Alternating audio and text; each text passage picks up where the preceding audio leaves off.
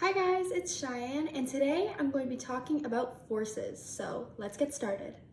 So what is a force? Well, a force is a push or a pull on an object that sometimes causes a change in that object's motion. The study of why objects move is called dynamics, and dynamics requires an understanding of forces. Within the universe, there are two types of forces: contact forces and non-contact forces. Contact forces occur between objects that are in direct contact with each other. Examples of contact forces are the applied force or the force of friction. Non-contact forces, on the other hand, are forces that occur between objects that are not in direct contact with each other. Non-contact forces can act over certain distances, and some examples of non-contact forces are the gravitational, magnetic, and electric forces. Gravitational forces are mutually attractive forces that exist between two objects that are a certain distance apart. Gravitational forces are relatively weak. Gravity is the weakest out of the four fundamental forces. The strongest out of the four fundamental forces is the strong nuclear force. Gravity, however, is still considered one of the four fundamental forces because it can act over a theoretical infinite range of distances. Gravitational forces are forces that act along a line that connects the center of mass between the two objects that are exerting mutual forces on each other. It's important to note that the center of mass for an object is not always necessarily the center of an object. The center of mass is the place where most of the mass for an object is located. It is not necessarily the dead center of an object. Acceleration due to gravity is the acceleration of a falling mass on a planet or celestial body. The acceleration due to gravity on Earth is 9.81 meters a second squared. So what this means is that if there was a falling object falling from a tall height to the ground, it would accelerate at a rate of 9.81 meters a second squared. The force of gravity acting on a mass is known as weight.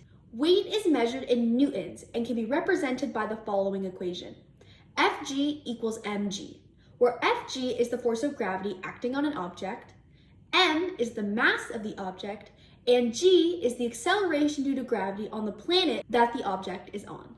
This equation tells us that the force of gravity is directly proportionate to the mass of the object as well as the acceleration due to gravity on the planet that the object is on. Using this, we can then understand how to increase or decrease the force of gravity. By increasing the mass of an object, the force of gravity acting on that object increases. This equation also tells us that when the acceleration due to gravity increases, the force of gravity also increases. The value for acceleration due to gravity varies depending on your position or whatever planet you are on.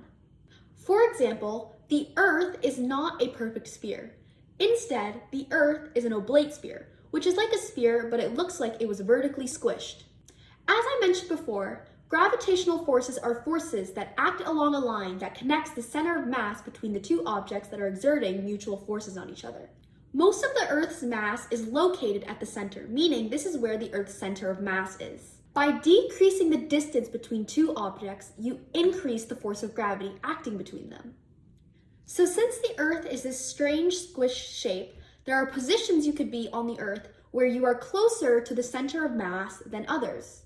So since the Earth is vertically squished, if you are directly on top of the Earth, you are closer to the Earth's center of mass than if you were on the sides of the Earth. This can be observed in numerical values because the acceleration due to gravity at the North Pole is 9.83 meters a second squared. However, at the equator, which is further from the Earth's center of mass, it is only 9.78 meters a second squared.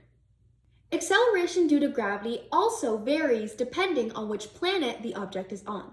The larger the planet, the greater the acceleration due to gravity will be. We know that the Earth is much larger than the Moon. The acceleration due to gravity on Earth is 9.81 meters a second squared, whereas on the Moon it is only 1.64 meters a second squared. I mentioned before that gravitational forces are mutually attractive. So what does this mean? Well, it means that the two objects that are experiencing this attraction pull on each other with the same force. We know that the Earth exerts a gravitational force on the Moon, which causes the Moon to orbit around us. However, gravitational forces are mutually attractive. So the force that the Earth exerts on the moon is equal in magnitude to the force that the moon exerts on the Earth. So how is it possible that the Earth and the moon exert the same force of pull on each other, but the moon orbits around the Earth, and the Earth doesn't even seem to be affected? Well, this can be explained with Newton's second law, F equals ma.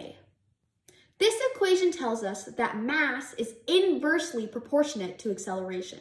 So if the moon and the Earth exert the same force on each other, but you increase the mass, you decrease the acceleration that you get.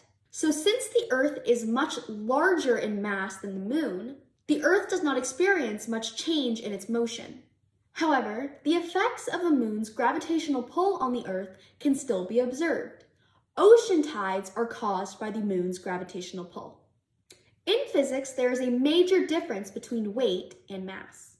You may have heard weight being described as something you measure on a scale with units like pounds. You may have also heard weight being used interchangeably with mass, but mass and weight are not the same thing. Weight is the force of gravity acting on an object. An astronaut who is traveling from planet to planet would have different weights on each planet because the acceleration due to gravity on each planet is different. Remember, weight is the force of gravity acting on an object and is equal to the mass of the object times acceleration due to gravity. And also remember that the acceleration due to gravity changes on whatever planet you are on, as well as your position from the planet's center of mass. An astronaut's weight would be much lighter on small celestial bodies like the moon. Mass, however, is the quantity of matter in an object. An astronaut who is traveling from planet to planet will not experience a change in mass because the amount of particles or atoms in their body will remain the same. To show all the forces acting on an object, we can use free body diagrams. Free body diagrams are vector drawings that show the magnitude and direction of all the forces acting on an object. The vector sum of all the forces acting on an object is known as the net force. The net force acting on an object should be calculated horizontally and vertically using sign convention. Net force is also known as an unbalanced force. In this scenario, let's say that we have a box that is being dragged along a surface to the right. Now, let's draw a free body diagram that represents all the forces acting on this box. The dot at the center of this box represents the center of mass for this box because the center of mass is where all forces act. We can start by showing the force of gravity. We can show this by using an arrow that begins at the center of mass for the box and points downwards. Next, we will draw in what's called the normal force. Not many people know about this force, but as I mentioned before, Newton's third law tells us that forces come in pairs. So the pair reaction force for the force of gravity is the normal force. Newton's third law also tells us that these forces are equal. So to represent that they are equal in magnitude, we can use two dashed lines on both of the arrows. Next, we can draw in the applied force. The applied force is the force that is being used to drag this box along a surface. So an example of this could be someone's hand who is pulling the box along. And finally, we can draw in the force of friction that exists between the box and the surface as the box is dragged along. Now, using our known variables, we can sub in for the force of friction and the force applied, as well as solve for the force of gravity and the normal force using the equation Fg equals mg. Now, we can calculate the net force horizontally and vertically using sign convention. To do this, we can draw a compass rose in the corner that represents the sign for each direction, where up and right are positive and left and down are negative.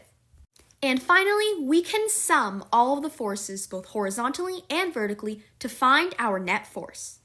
Since the force of gravity and the normal force are equal in magnitude but opposite in direction, all of the vertical forces acting on this box cancel out to give us a vertical net force of 0.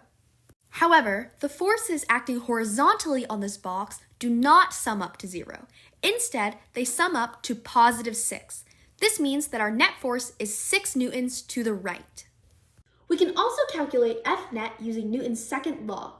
F equals ma, where F is your net force, m is the mass of your object, and a is the acceleration of your object.